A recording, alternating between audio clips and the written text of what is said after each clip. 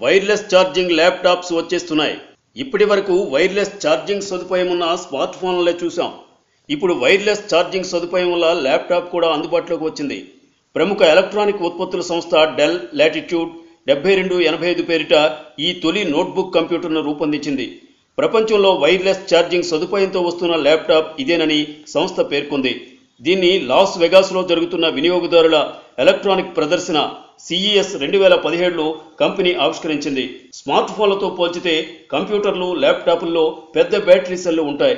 వైట్సిటీ magnetic resonance system ఆధారంగా wireless charging సదుపాయాన్ని Dell company ఈ ల్యాప్టాప్కు అనుసంధానించింది. వైర్లెస్ ఛార్జింగ్ ప్యాడ్కు ల్యాప్టాప్ తాకించగానే ఛార్జ్ అవుతుంది. దీనికోసం డెల్ 2014 నుంచే పరిశోధనలు ప్రారంభించింది.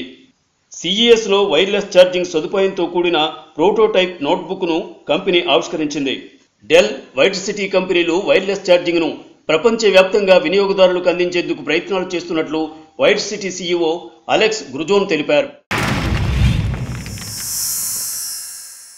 Like and subscribe Eagle Media Works.